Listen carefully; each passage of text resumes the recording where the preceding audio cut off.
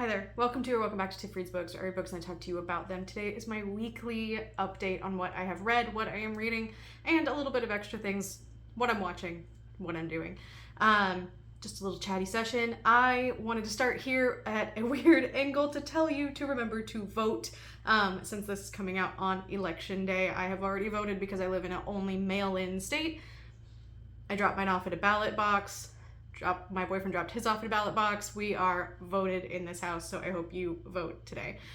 And now that we're done with that, I'm going to fix this. Okay, that's a little better now that you're not looking at me. The rest of this shirt, by the way, says vote. The rest of the shirt, by the way, says vote. Remove stubborn orange stains. So, just had to share that with you. Right. Since I spoke to you last week, I have finished 2 books in that time, and I'm actually really proud of finishing them because I dedicated the 31st, which is disappointing because I do love Halloween, but it was a weekday, so I didn't have anything going on. I dedicated that whole day after work to finishing 2 big books. So I finished, first off, The Fury of the Gods. I believe I finished 280 pages of this book, which is a lot for me to read in a day. I am a fairly slow reader, but I did manage to finish that in like 3.5 hours, and I'm pretty proud of myself for that. That is testament to how well I was able to pay attention, because I tend to get distracted, stare at the wall, reread things a few times. Physical reading is very slow for me, but I did read this physically, and I did really, really enjoy it, especially considering how a little bit drained my brain was, because right before I finished Fury of the Gods, which I have a review up on Saturday if you want to watch my review of the entire Bloodsworn saga, that's up on my channel. Right before I finished that, I listened to 9 hours of the book at 1.75 speed, so less than 9 hours. I think it took me 5 hours to get through it. I listened for 5 hours straight to Before They Are Hanged, which is the second book in the First Law series by Joe Abercrombie. It is fantastic. I really enjoy it. It's a grimdark fantasy. Not a lot happens in The Blade itself, which is the first book, and it's more setup and character introduction. And in the second book, things are kind of actually happening, and I really appreciated that. We got more in depth on some character backgrounds. There were some things going on that were like kind of destroying me. There's some stuff that happens with the only female POV that we get in the book. Her name is Pharaoh. She is a very complicated character, and we get some of her backstory, and it was just kind of heartbreaking on the things that have made her how she is. I do want to say with a caveat here that while I am enjoying this, I'm kind of setting aside my preference to have female characters that I think are done well. I'm just kind of setting that aside because I don't necessarily think that Joe Abercrombie is doing a very good job with his portrayals of women. I do really like West's sister. Is it Addie, I believe her name is Addie. I think it's like Addie, but it's how the narrator, Stephen Pacey, who's amazing, says it, because I am listening to those on audio. She gets more complex in the second book. We don't really get a POV from her, though the way that these books are written is it's kind of a third person omniscient, but we are jumping in and out of people's heads, but the delineation between people's heads is very clear. So we don't necessarily get inside her head, but we do get a lot of what's going on around her. She is very intelligent. She's very observant. She also has her own troubles going on. And so we do get more of her in this book, but she is still a character where things are very much happening to her, and she's not necessarily having a lot of control over what she's doing. The same goes for Pharaoh. Pharaoh has a lot of things happening to her, but in this book, in book 2, Pharaoh does get to make some more decisions. She definitely makes some choices and has a little more agency in this one, and we get more out of her in the first book. This is, like I said, this is grimdark. None of these characters are especially likable, and that's on purpose. They're not really supposed to be. Everyone is extremely flawed, and the world that we are building has done this to them. We have a lot of characters that have a lot of prejudices and racism and bias, and people who are arrogant and entitled, and people who are just flat out killers. We're in and out of their heads constantly. So we're getting lots of different things happening, and while Pharaoh is no exception, she is exceptionally violent, and we get a little more explanation of why she is that way. I don't know how I feel about the choice of her being that character, but this was still a 5 for me. Like, it's the writing style, it's the storytelling, it is kind of what's going on, and I'm kind of viewing it as a setting of its time. These books were published in the late aughts, so they're not as woman forward as we started seeing in the 10s, and I'm just gonna leave it at that. They don't pass the Bechdel test. We do have 2 named female characters, but we don't have 2 women that talk to each other really ever, actually. And yeah, so there's that aspect of it. But Pharaoh does get more agency. There's some things that happen to the other men in the story.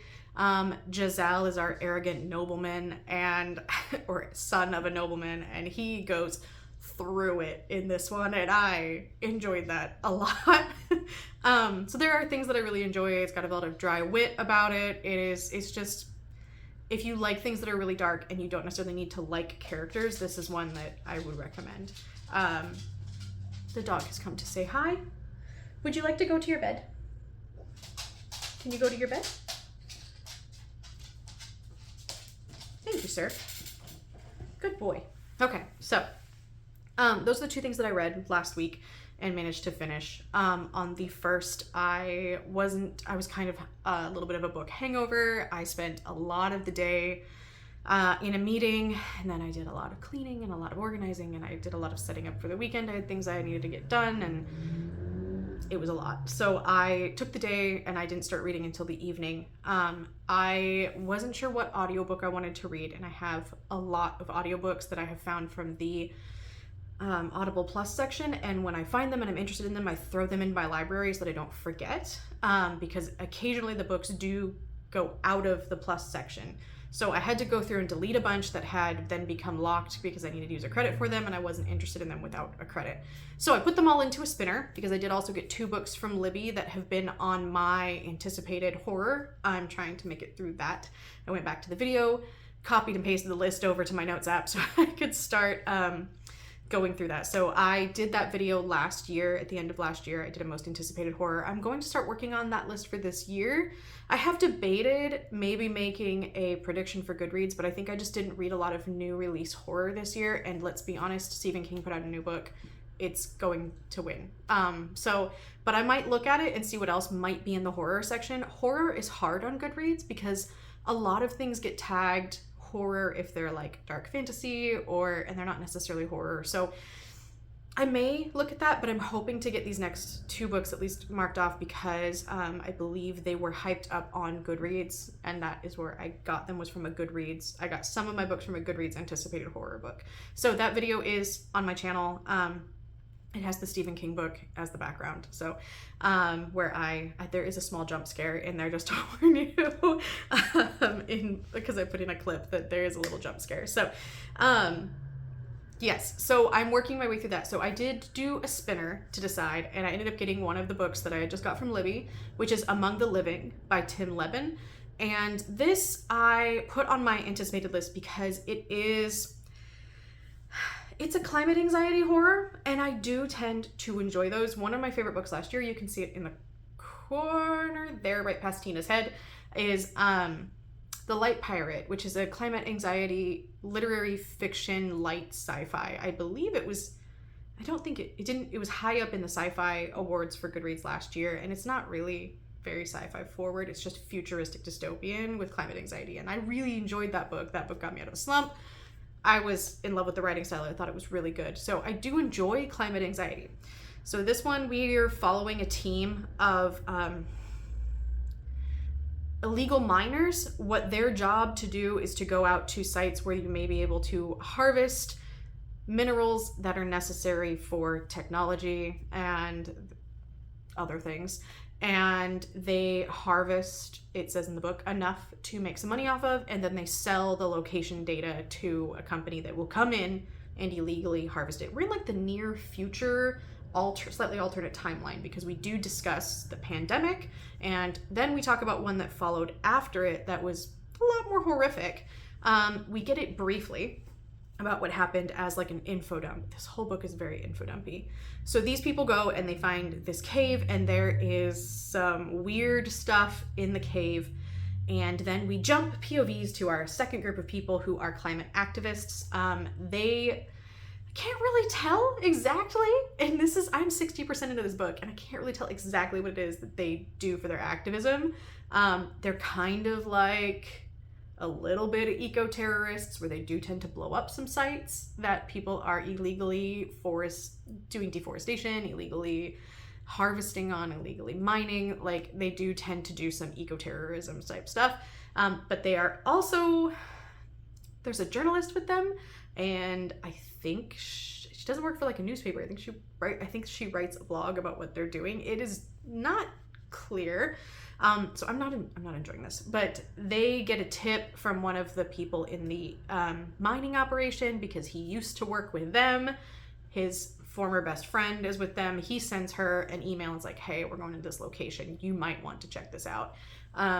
Because he starts getting like regret, I guess. It's not very clear. And so the two groups meet. There is some conflict.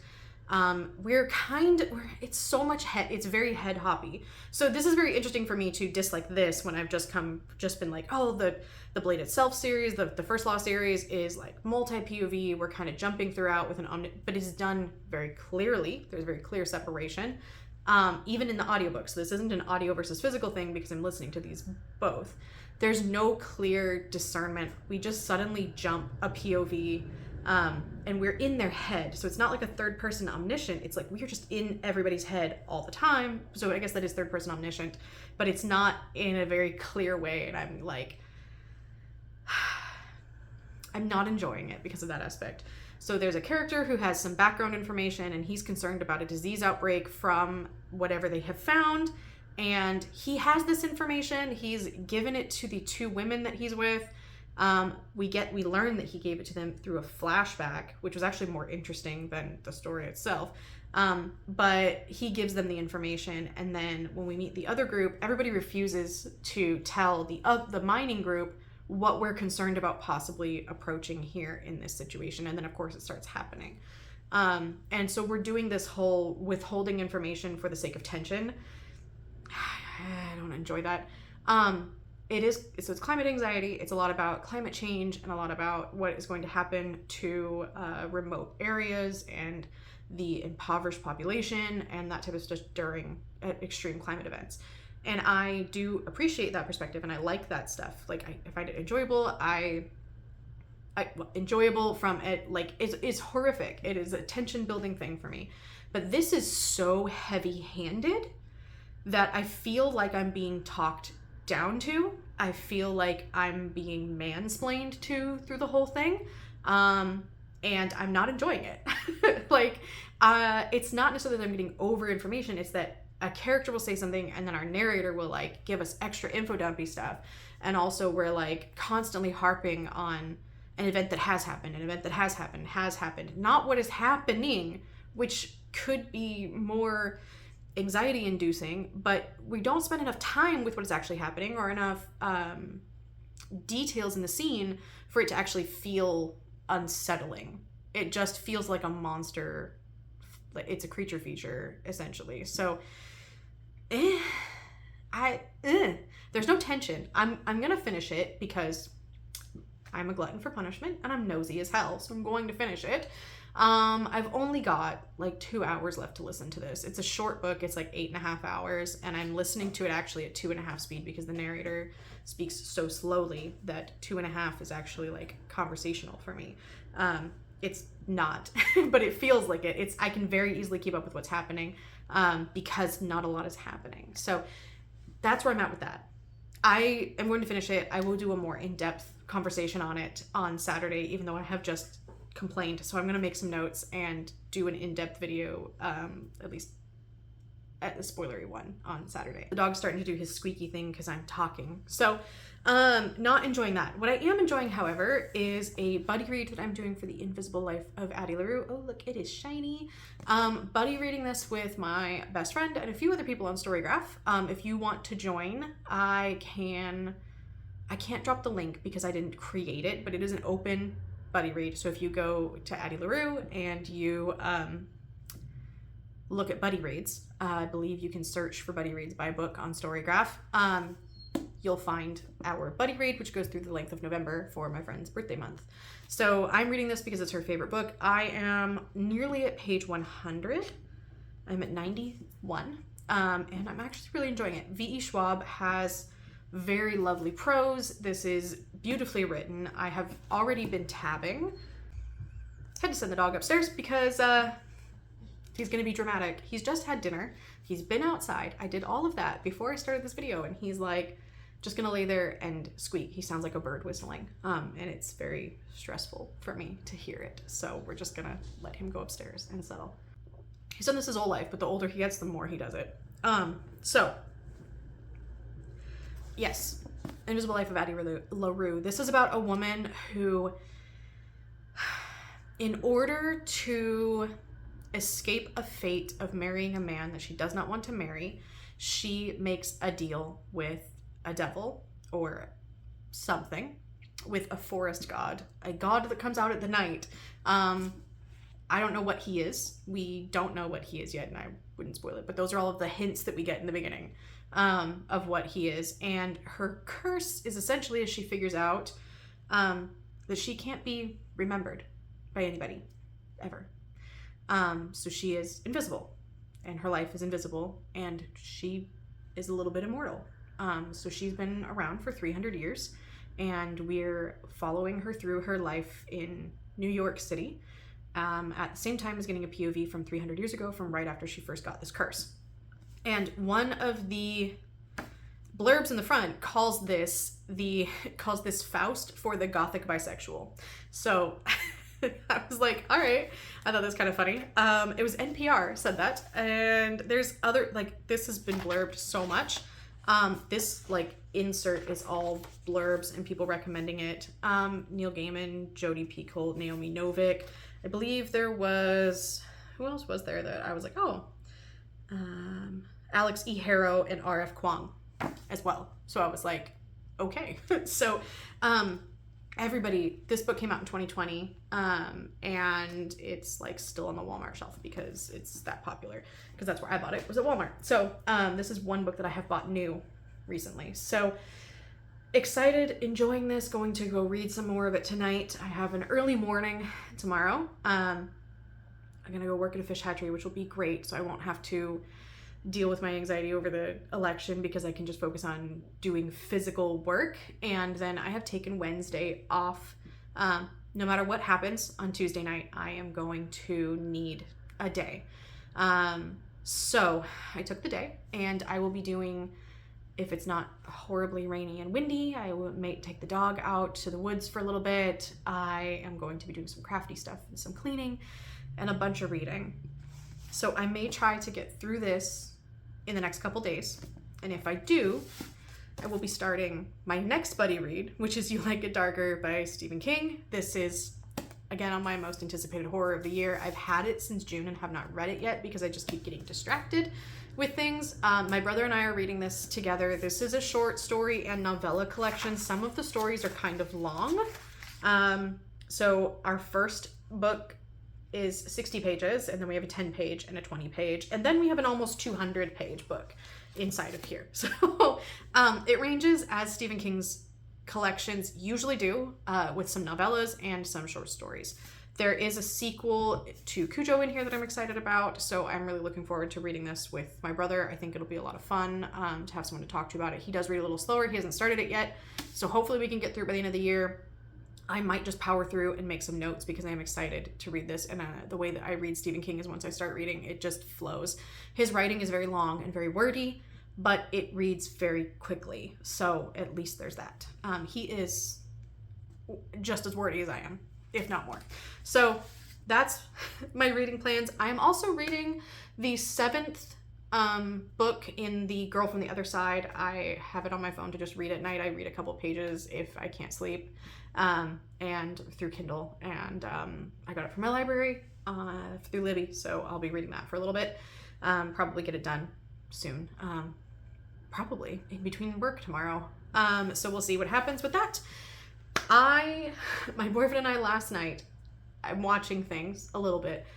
We decided to watch something together last night, and we only watched one episode, but we watched the first episode of Grotesquerie. The thing is, because we both talk nonstop about things, so we do a lot of pausing. Like, we do a lot of pausing things and discussing, and because he has very strong opinions about certain things. So it's kind of like I was like, is this like a noir? And I think other people have thought that too, because when I googled it, it was like, yeah, it's a crime noir, but it's very dark horror. It is pretty gruesome. It opens up with a very brutal murder, a very brutal one, and it's yeah, it's pretty intense. We're following a detective, and she has a drinking problem, and a husband who's in a coma, and a daughter who clearly has some trauma that she's expressing through wanting to eat herself to be heavy enough to be on this world's version of like My 600-Pound Life. That is like her goal, is to be on that show. Though her daughter is shown to be like very intelligent and very observant. So we don't know where that's going. And then she ends up starting to work with a nun to solve these murders, because there's like a religious undertone to the murders. And our thing was that it happened too fast in the first episode for both of us. The connection between the detective and the nun just happened way too easy and way too quick. So we may continue it or we may not. It's not necessarily scary in like jump scares and supernatural things happening. It's unsettling in how horrific the things are. There's not a lot of things on screen necessarily, but there's a lot of like implied and exposition. There was a lot of exposition dumps, and it's very unusual for me to have exposition dumps in a show format, but there was a lot of them. I got caught up on Bob's Burgers. Obsessed, loving it still. Watched the new episode today about cheese fighting. Actually really funny, really enjoyed it, as always. And then last week I finished The Only Murders in the Building. That's what I did for my day that I took a break from reading during the day, because I was just like, ugh, I finished The Only Murders in the Building season 4. I still love it. It still feels cozy and procedural at the same time. There was a lot going on. There was a lot of really funny cameos and characters, and enjoyed it despite how dark the things that are happening are. So really recommend that if you haven't watched it yet. The acting is fantastic. The writing is great. It's funny. It's dry humor, and also some like gags, and it's a very good mix of different styles of humor. What else am I watching? I watched a few episodes of the Sleepy Hollow. I'm on the fence about whether or not I'm going to finish it, because I hadn't noticed how heavy-handed the religious undertone to it is, as I'm realizing now, and I think it's just kind of putting me off a little bit. I do like the crime scene procedural with a supernatural twist and everything happening, but I had forgotten the big religious overtone to it, and so I might end up just finishing season 1, and that might be why I stopped watching partway through season 1 in the first place, was because it was too heavy-handed on the religious stuff for me. So we'll see if I end up finishing that, but that's what I've been watching and doing. I'm still working on the dog blanket. I haven't made any progress on it since you last saw me, but I did finish almost the rest of the sleeves for the crocheted shirt I'm making for my sister-in-law. I didn't bring it down here to show you, but I am working on that too still. So I'm doing artsy stuff, creative stuff. Spent some time drawing. I did this. I'm working on this, and I have a new like pattern for it that I want to do now, and I'm going to add on to that. I've spent some time playing with the colors. This is what it was before. This is what it is now. So I can show you those. And then I have an idea that I'm going to keep working on it. So that's what I've been doing. Just been disassociating into media and art and cleaning, and I'm going to go upstairs and finish my meal prep for the week and maybe eat dinner. I got to take the garbage out. I got to mop the floors. And then I gotta make mine and my boyfriend's lunches for tomorrow. And then I gotta make sure that my gear is clean in the garage so that I can have it right out here ready to go. So that's what got a bunch of stuff to do and it's like 8 o'clock. So I'll see you soon.